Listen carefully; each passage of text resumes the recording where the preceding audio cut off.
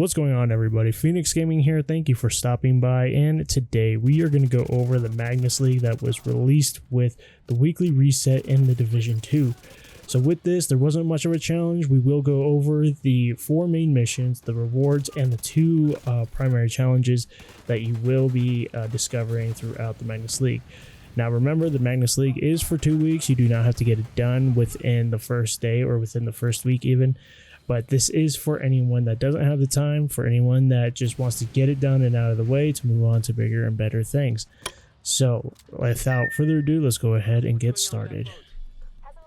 So this week's league missions and challenges are the DCD headquarters on hard, Roosevelt Island on hard, Federal Emergency Bunker on hard, and then bank headquarters on challenging. For your 2 primary challenges, you're going to have hostiles burned, and then you're going to have Black Tusk headshot kills. So now with the missions, there's nothing really special about the missions. Just run them on hard, run them with any type of build that you really want to, because they're, lack for a better word, they're completely easy and ridiculous to do. But the main priority ones, like we do every league, we're going to go over the main challenges, which are the hostiles burn and the Black Tusk headshot kills. The first one we will go over is the Black Tusk headshots. So for the first challenge that we're going to go over is the Black Tusk headshot kills. Now with this, there wasn't really anything special, but with Federal Emergency Bunker, this is probably going to be the best way and the most efficient way to get your headshot kills with the Black Tusk, because this is part of the weekly invasion. And once you set Federal Emergency Bunker to normal, you'll be able to one-tap them in the head for the most part, regardless of whatever pistol that you decide to use. For this particular one, for the very beginning, I used Regulus.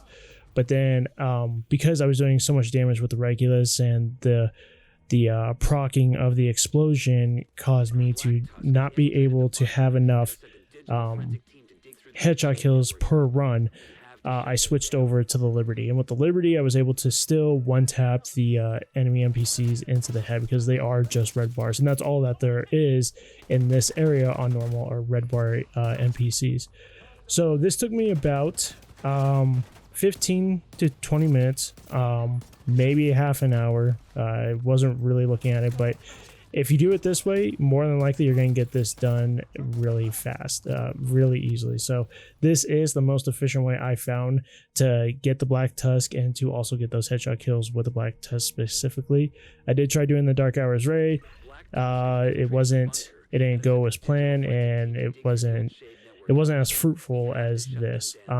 This is can be, kind of a bore fest, like resetting it and just doing the main part of it. So I would recommend that you just go up to stage 8, do a few shots there, and then just run the entire mission completely, because by the time you get to the end of the mission, you should have had enough enemy NPCs to shoot them in the head and to get the challenge completed. So for the next challenge that we do have, it is going to be Hostiles Burn. Now with this did come with a challenge, because it is 500 NPCs that you have to burn. And keep in mind that when it comes to the status effects, each status effect is considered 1. So with this, I ran into a few issues. I did try doing this on a control point near Southwest, I believe it was, with the True Suns, and it just didn't seem like it was going anywhere. It felt very sloggy, very just not progressive at all. So I decided to take this challenge into the summit. Now with the summit, I felt like there were a few issues regarding the status effect triggering, whether it be the Imperial Dynasty not triggering all of the enemies around the surrounding area, or whether Creeping Death just was not spreading the status effects like it was supposed to be within the 8-meter radius.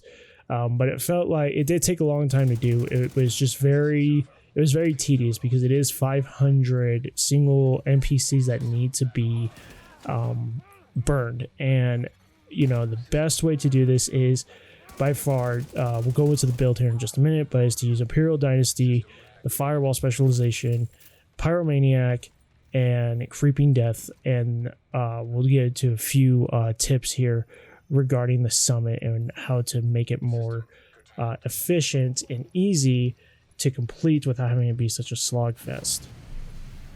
Alright, so for the build used, again, like I stated, we are using the Firewall specialization because every time your armor breaks, your enemies will be caught on fire, and any of the enemies that are within that radius, with Creeping Death and with Imperial Dynasty, that status effect should spread.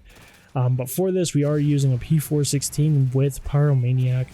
We are using a 1-piece Golden Gear because of the status effects. We are using 2-piece Eclipse Protocol because of the 50% status effects. Imperial Dynasty for your holster, so the exotic Imperial Dynasty. And then a 2-piece Wyvern. My backpack Wyvern has Creeping Death on it with status effects rolled, and then the Wyvern Gloves has status effects as well on it, along with the 2-piece status effects that come with the brand set. Use the Striker Shield, because you can use the flamethrower with the Striker Shield, and then run your Reviver Hive as well. Now, again, with this, it's 500 NPCs. It is a slogfest. It took me, a good couple hours just to get through it because, one thing or another, that's just how it is with the hostiles. I personally do not like having the hostiles burn on the status effects with these challenges. For me, it just feels like they're unnecessary, and it can be tiresome, and then at the end of the day, it's just really, there's no real point to it. But with this, when going through the summit and coming across the outcast NPCs, you want to make sure that if you have the NPCs that have the special ammo, to not kill them right away. Let them drop the ammo onto the floor. That way when you do kill them, the ammo will spawn as soon as the event ends. And with this, every time that they did spawn, you would get the incendiary rounds, and that's 30 rounds. So I recommend that you put the incendiary rounds into your pistol and then use every shot of that in a group setting. That way the status effects will spread to the surrounding areas because of the incendiary rounds.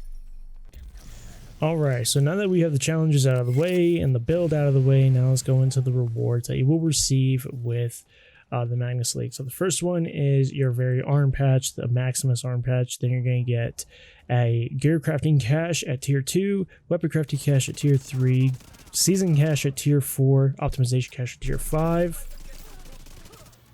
a named item cache tier 6, season cache tier 7, optimization cache tier 8, exotic cache tier 9, and then the backpack trophy at tier 10. So other than that, guys, that is it. That is the Magnus League in a nutshell for this for the next couple weeks. Keep in mind that next week we are going to be having the Nightmare event along with the Resident Evil crossover apparel event. So that should be happening next Tuesday, February 2nd, after the weekly maintenance, well, most assuredly. So for the time being, I mean, that's all we really have to go on. We don't really know what's happening yet for year 3 of the Division 2. More than likely, though, we should be hearing something quite soon. I haven't received any state of the game information about it coming out, but I am looking forward to the apparel event. It's always nice to get some new vanity items just to play around with, wear around, and then wait until the next thing that comes about with the Division 2. But other than that, guys, I mean, again, that is it. I really hope you enjoyed the video, found it informative, and if you did, please go ahead and leave a like, comment, and subscribe, and share this video with anyone who you might think will find it beneficial.